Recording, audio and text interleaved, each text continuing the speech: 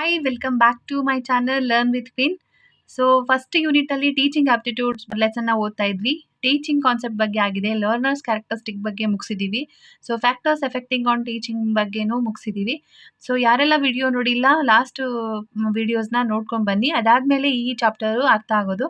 So today we are going to learn methods of teaching in institutions of higher learnings ಅಂತ. So what are the methods are there of teaching ಅಂತ ಇವತ್ತು ಕ್ಲಾಸಲ್ಲಿ ನಾವು ನೋಡ್ಕೊಂಡು ಬರೋಣ. So let's start the class. So method of teaching in institutions of higher learnings ಅಲ್ಲಿ 2 types of methods ನೋಡ್ತೀವಿ ನಾವು. Teacher centre teaching method and student centre teaching method ಅಂತ. So first one we will learn teacher centre teaching method. Sage on the stage method ಅಂತಲೂ ಕರೀತಾರೆ.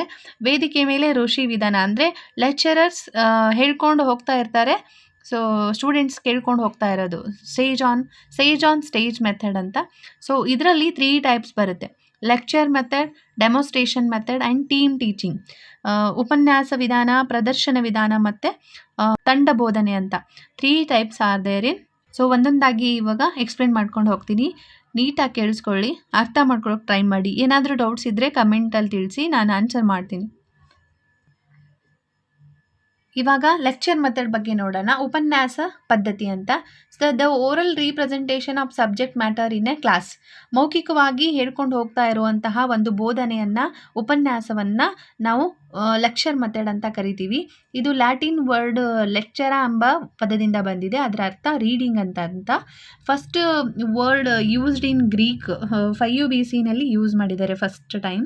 Introduce by John Dewey in 1891.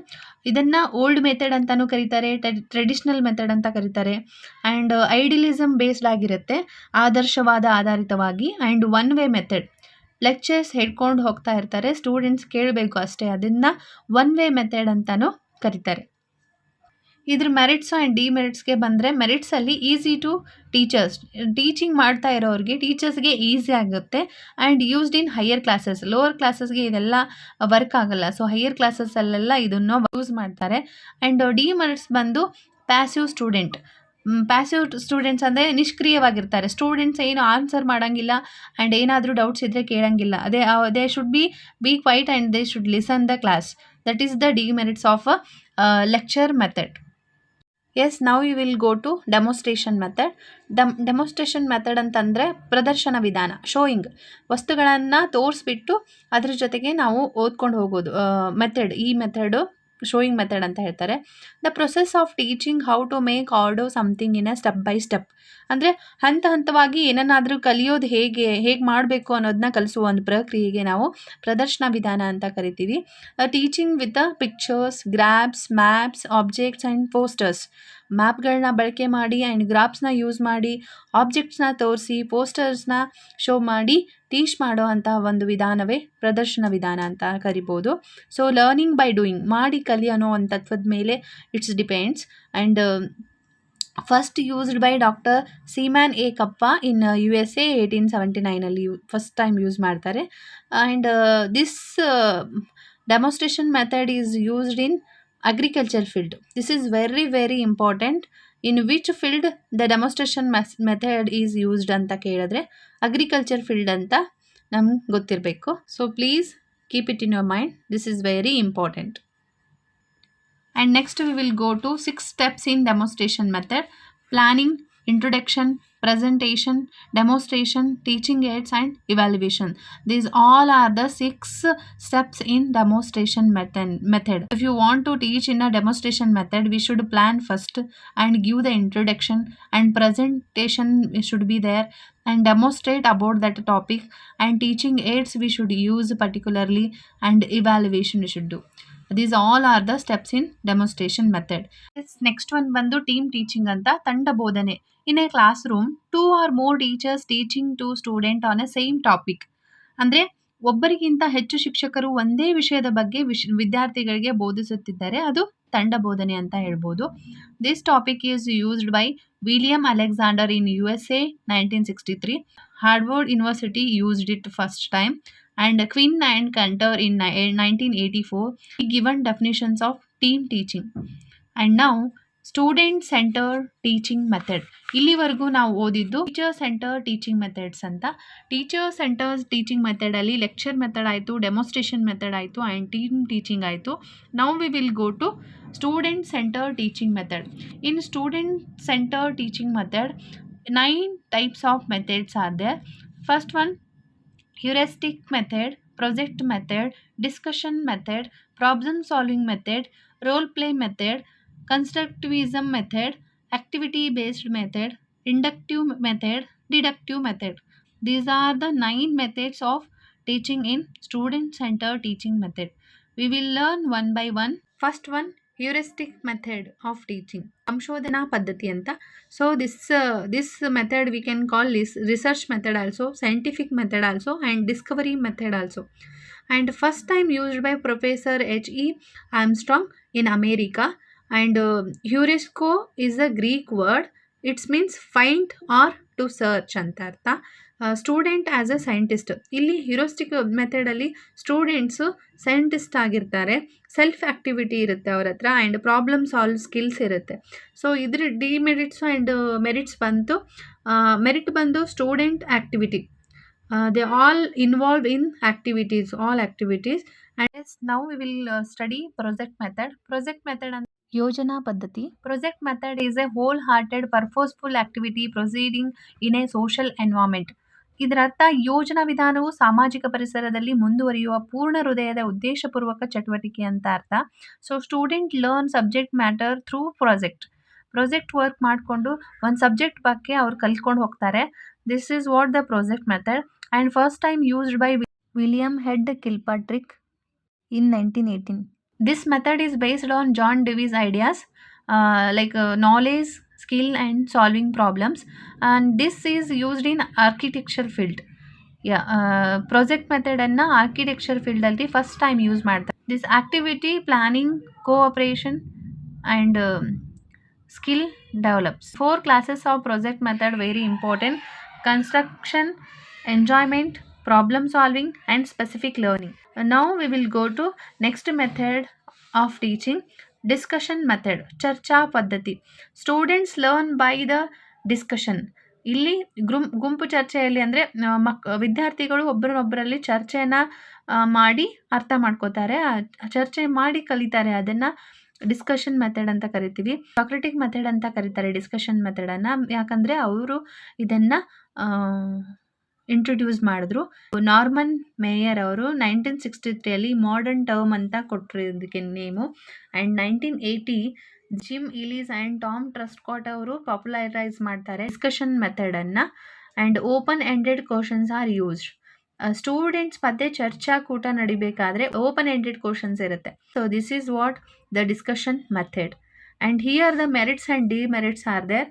Merits means opinion, thinking and critical. These are the merits, and demerits is take time. Yes, if they want to discuss and learn about something means they need time. That's why the demerits of that is take times. Next method of teaching ಬಂದು problem solving method, ಸಮಸ್ಯೆ ಪರಿಹಾರ ಪದ್ಧತಿ. Student learn concept by solving problems. Here the student will solve the problems and they will learn the concept. First used by George Polya, ಗಣಿತ ತಜ್ಞ ಇವರು. In the book, his book is how to solve it, 1945 ಬರೀತಾರೆ. So first time used in mathematic field. And this method is based on John Dewey's reflective thinking. 4 steps of problem solving ಅಂತ ಬರುತ್ತೆ. First one is understand problem first and devise of plan and carry out and look back. ಅದನ್ನು solve ಮಾಡಿ first ಪ್ರಾಬ್ಲಮ್ನ understand ಮಾಡಿಕೊಂಡು plan ಮಾಡಿ solve ಮಾಡಬೇಕು, ಆಮೇಲೆ check ಮಾಡಬೇಕು. ಇದೆಲ್ಲ ಪ್ರೊಸೆಸ್ ಇರೋದು ಪ್ರಾಬ್ಲಮ್ ಸಾಲ್ವಿಂಗ್ ಮೆಥಡಲ್ಲಿ. So we will go to next method of teaching is role play method. Role play method ಅಂದರೆ ಅಭಿನಯ ಪದ್ಧತಿ, ನಾಟಕ ಪದ್ಧತಿ ಅಂತ ಕರಿತೀವಿ, ಆ್ಯಂಡ್ ಡ್ರಾಮಟೈಸೇಷನ್ ಅಂತ. Student learn concept by playing roles real life situations.